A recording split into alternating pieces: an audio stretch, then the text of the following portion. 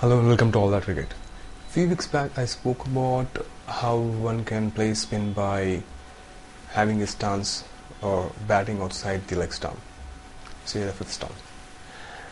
Afterwards I realized that I forgot to mention one thing when I saw a few players were trying to, just before the ball was released, they moved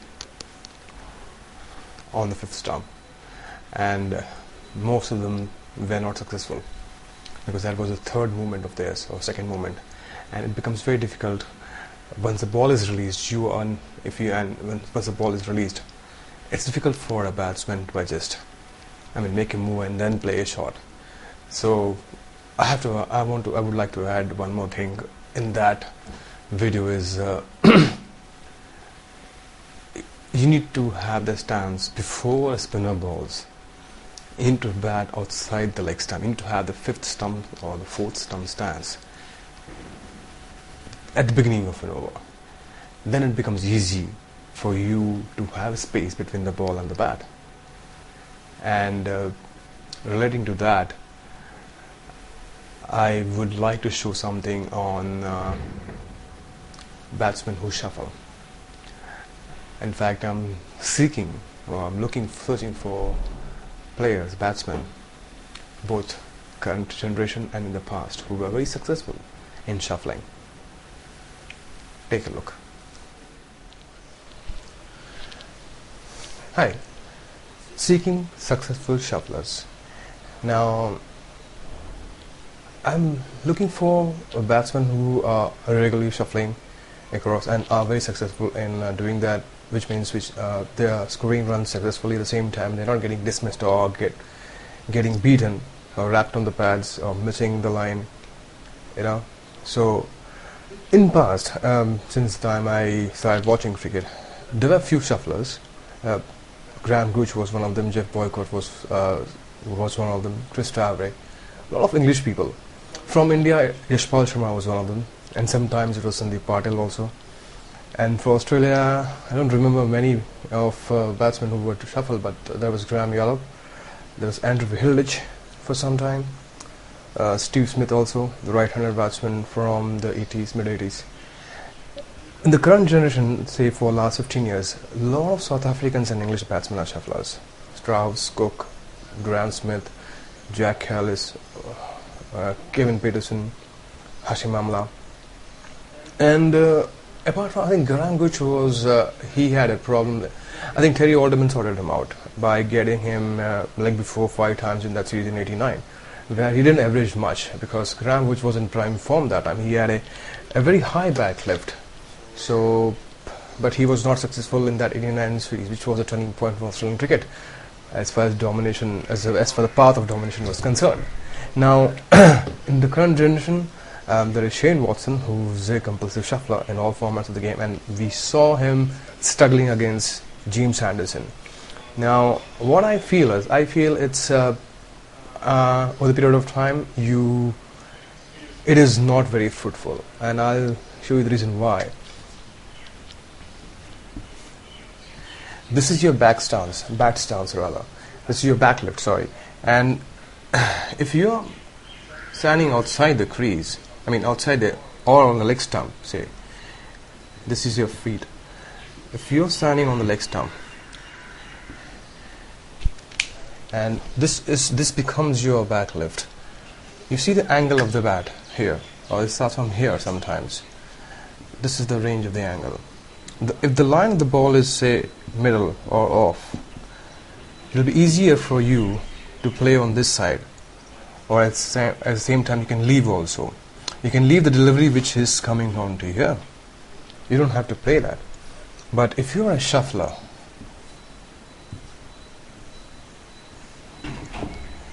this is your leg stump. You drift here towards your middle and off stump. So by the time the ball comes in, say it's on the off side, that becomes your middle or leg stump. So if you miss it, you'll be leg before or you'll be bowled. I'm not worried about getting dismissed. I'm worried about the scoring areas. I feel a batsman restricted because it's difficult for him to maneuver the ball on this side. provided he sees the ball very early. And when you're young, you can do that, but when you get old, it becomes difficult to what length the ball is. Shane Watson had a problem against Anderson because the trajectory was low from Anderson. Anderson didn't bowl a single no ball in that period of time. So if the trajectory is low, the ball comes below the eye level. And if it's on the middle trump and not full exactly, it's about say 5 feet, then it becomes a problem. What I was trying to show was, if I'm a left-hander, this is my back left, suppose. I mean, if I put the bat on the ground and my second movement will be this, the angle of the bat is this way, and assume this is your leg stump. If you're shuffling, you're coming out here, this side.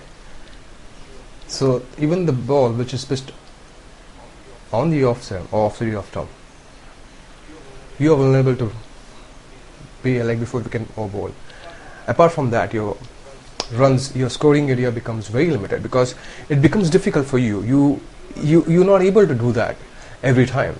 So I feel it's, at the same time, on the other hand, someone like Hashim Amla, he's been very successful. I'm surprised that only few batsmen got in leg before. And that too not for a low score, not comparatively. He's been very successful. What I noticed was with his batting, if you look at his side on, he's got a huge gap between these two legs. His stance is very wide, and he uses the crease very well. If he's shuffling, he goes back and then he goes forward, which is 3 movements for that. So I feel it's easier for him right now, but as he gets older, and if the trajectory of the ball is lower, then it will be interesting. Especially against the swing bowling, not very fast swing bowling, where the ball is always moving. Someone like Kulasekara, or someone like, say, from India, Bhuvaneshwar Kumar. And initially, when you bat, you require the ball to hit the bat, which made me realize that a lot of batsmen like to shuffle. The reason is simple.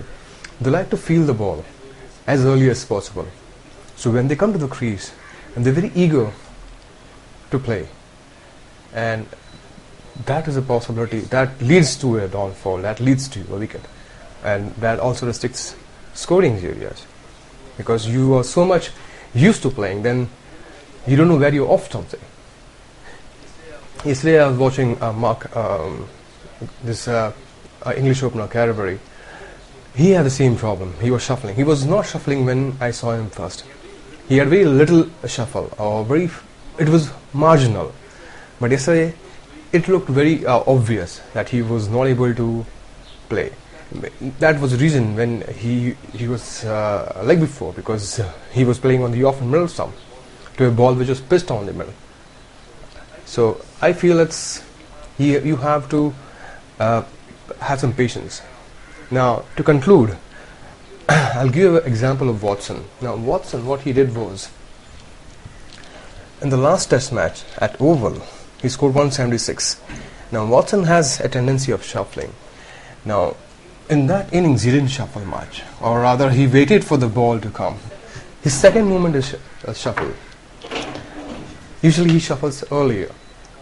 He comes this way. But what he did was, like Gooch, he has a high back lift, but not very as high as Graham Gooch. But it was somewhere a little bit above his waist. So what he did was at Oval, instead of shuffling for whatever, he waited. He had the second movement as if he's going to shuffle, but he didn't. He waited for the ball to come, then he played. He always does that. Usually what he does is like as if he's going to shuffle. Most of the shufflers, they feel they can play everything on the front foot, but it becomes difficult for them, and because the moment your second movement is that you're restricted to move around. That is a good thing what Watson did at Oval.